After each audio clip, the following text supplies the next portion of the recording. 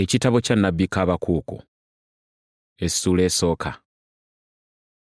Ennyanjula. Omugugu nnabbi Kaabakuuku gwe yalaba. Ebisooka. Okwemulugunya kwa Kaabakuuku. Ayi Mukama, ndituusawo okukaaba naawe nga tokkiriza kuwulira. Nkukaabirira nti obukambwe naye gwe tokkiriza kutulokola. Lwaki ondeka okulaba ebikyamu era n'okutunuulira emitawaana? Okuzikiriza n'obukambwe biri mu maaso gange, era waliwo empaka n'okuyomba. Amateeka kyegavudde gaddirira ne wataba kugoba mazima n'akatono, kubanga omubi azingizizza omutuukirivu, kwe kulaba nga n'amazima ganyooleddwa. Mukama ayanukula. Mutunule mu mawanga mulabe, mwewuunye era mutye, kubanga nkolera omulimu mu nnaku zammwe gwe mutalikkiriza newaakubadde nga mugubuuliddwa. Kubanga, laba, ngolokosa Abakaludaaya, eggwanga eryo ekkakali eryanguyiriza, abasimba ennyini ne batambula okubunya ensi bwe yenkana obugazi, nga banyaga ebintu by'abalala n'okutwala ennyumba ezitali zaabwe. Bantiisa, bazibu, amazima gaabwe n'ekitiibwa biva mu bo bennyini. Embalasi zaabwe zisinga eng'embiro, era nkambwe okusinga emisege egy'ekiro. N'abasajja baabwe abeebagala embalaasi beeyagala, weewaawo abasajja baabwe abeebagala embalaasi bava wala, babuuka ng'empungu eyanguyira ekyokulya. Bonna bajja lwa bukambwe, entiisa yaabwe ebakulemberamu, era bakuŋŋaanya abasibe ng'omusenyu. Weewaawo basekerera bakabaka, n'abakungu baba baakuduulirwa gye bali. Basekerera buli kigo, kubanga batuuma enfuufu ne bakimenya. Awo bayita nga bawulukuka ng'embuyaga era ne bagenda, abasajja abasingiddwa omusango. Amaanyi gaabwe ye Katonda waabwe. Ebiddako. Okwemulugunya kwa Kaabakuuku. Gwe toli wa mirembe n'emirembe, Ayi Mukama Katonda wange, Omutukuvu wange, tetulifa. Ayi Mukama, wamuteekerawo omusango, naawe Ayi olwazi wamunywereza kubuulirira. Ggwe alina amaaso amalongoofu ennyo agatayinza kutunuulira bubi, so toyinza kulaba bukyamu.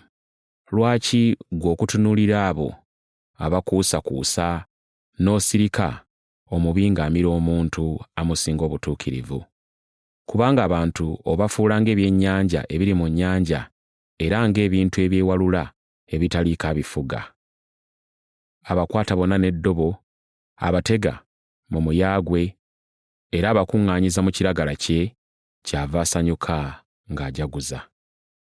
Kyava awaayo ssaddaaka eri omuyaagwe, n'ayotereza ekiragala kye obubaane, kubanga olw'ebyo omugabo gwe kyeguva guba ogwa ssava, emmere ye ngagga.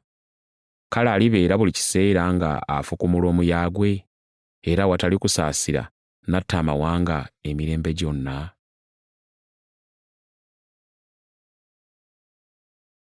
Kaabakuuku essula ey'okubiri.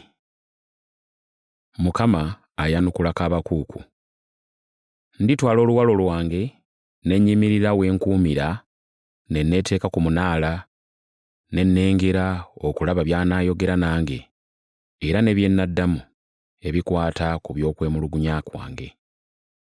Awo Mukama n'anziramu n'ayogera nti, wandiika okwolesebwa okwo okwole bulungi ku bipande, alyoke adduke embiro oyo abisoma. Kubanga okwolesebwa okwo kukyali kwa ntuuko zaakwo ezaalagirwa, era kwanguwa okutuusa enkomerero, tekulirimba. Bwe kuba nga kwa kulwawo, kulindirirenga, kubanga tekulirema kujja, tekulirwawo. Laba, oyo emmeeme ye nga si ngolokofu aliremererwa, naye omutuukirivu aliba mulamu lwa kukkiriza kwe. Okuzikirira kw'aboonoonyi. Weewaawo era omwenge mulyaza amaanyi, omusajja ow'amalala tayinza kuyimirira. Omululu gwe mugazi ng'amagombe, ng'okufa takkutanga, yeekuŋŋaanyiza gy'ali amawanga gonna era ateeka wamu abantu bonna ng'ababe. Abo bonna tebalimugererako lugero ne bamukokkolerako ebikokko nga boogera nti zimusanze oyo eyeetuumako ebyo ebitali bibye, alituusa wa era eyeebinika emisingo. Tebalisituka abakubanja nga totegedde, tebalizuukuka abalikweraliikiriza, naawe olibeera munyago gwabwe. Kubanga wanyaga amawanga mangi, ekitundu kyonna ekifiseewo ku mawanga ago naawe balikunyaga, olw'omusaayi gw'abantu n'olw'obukambwe bwe wakola ku nsi n'ekibuga ne bonna abakibeeramu. Ennyumba n'amagoba amabi. Zimusanze oyo afuna ennyumba ye ku magoba mabi, azimba ekisu kye waggulu, awonyezebwe mu mukono gw'omubi. Oleetedde ennyumba y'ensonyi ng'omalawo amawanga mangi, era wasobya emmeeme yo ggwe. Kubanga ejjinja liryogerera waggulu nga lisinziira mu kisenge, n'omuti guliriddamu nga gusinziira mu misekese. Azimba ekibuga n'omusaayi. Zimusanze oyo azimba ekibuga n'omusaayi era atandika ekibuga ku butali butuukirivu. Laba, tekyava eri Mukama w'eggye abantu okutengejjera omuliro, n'amawanga okwekoyeseza obwereere? Kubanga ensi erijjula okumanya ekitiibwa kya Mukama ng'amazzi bwe gasaanikira ku nnyanja. Okuswaza abalala. Zimusanze oyo awa baliraanwa be ebyokunywa ku kikompe eky'obukambwe, n'abatamiiza alyoke atunuulira ensonyi zaabwe.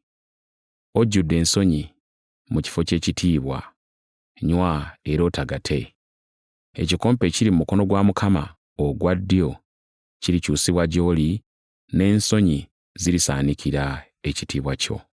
Kubanga obukambwe obwakolebwa ku Lebanooni bulikusukkirirako, n'okuzikirira kw'ensolo kulikutiisa olw'omusaayi gw'abantu n'obukambwe ebyakolebwa ku nsi n'ebibuga ne bonna ababituulamu. Ebifaananyi ebitagasa. Ekifaananyi ekyole kigasa ki? Omukozi waakyo n'okwola n'akyola, ekifaananyi ekisaanuuse, n'omuyigiriza w'ebyobulimba bigasa ki? Kubanga omukozi w'omulimu yeesiga ekyo ky'akoze, bw'akola ebifaananyi ebitayogera. Zimusanze oyo agamba ekintu ky'omuti nti zuukuka, era agamba ejjinja eritayogera nti golokoka. Kino kiyinza okuvaako okubikkulirwa. Laba, kibikkiddwako zaabu ne ffeeza, naye tekirimu mukka gwa bulamu mu kyo. Naye Mukama ali mu yeekaalu ye entukuvu, ensi zonna zisirike mu maaso ge.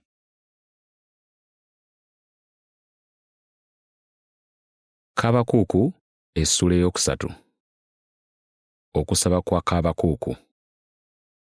Okusaba kwa Kaabakuuku nnabbi okw'ekisigiyonosi. Ayi Mukama, mpulidde ebigambo byo ne ntya. Ayi Mukama, zuukiza omulimu gwo wakati mu myaka, gumanyise wakati mu myaka, awali obusungu, jjukira okusaasira. Katonda yajja ng'ava e Temani, era omutukuvu yajja ng'ava ku lusozi Palani. Ekitiibwa kye kyabikka ku ggulu, era n'ensi nejjula ettendo lye. Seera. N'okumasamasa kwe kwali ng'ekitangaala, okumyansa kwava mu mukono gwe, era omwo mwe yakweka amaanyi ge. Okuzikirira kwamukulemberamu, kawumpuli n'amuvaako emabega. Yayimirira n'agera ensi, yatunula n'ayuugumya amawanga, ensozi ez'olubeerera ne zisaasaana, obusozi obutaggwaawo ne bukutama. Okutambula kwe kwali nga bwe kwabanga edda. Nalaba eweema za Kusani nga ziri mu nnaku, amagigi ag'ensi ya Midiyaani ne gakankana. Mukama yanyiigira emigga, Obusungu bwo bwali ku migga, oba ekiruyi kyo kyali ku nnyanja, n'okwebagala ne weebagala embalaasi zo, n'olinnya ku magaali go ag'obulokozi? Omutego gwo gwasowolerwa ddala, ebirayiro bye walayirira ebika byali bigambo bya nkalakkalira. Sela. Ensi wagyasaamu n'emigga. Ensozi zaakulaba ne zitya, amataba g'amazzi ne gayitawo. Ennyanja yaleeta eddoboozi lyayo n'esitula amayengo gaayo waggulu.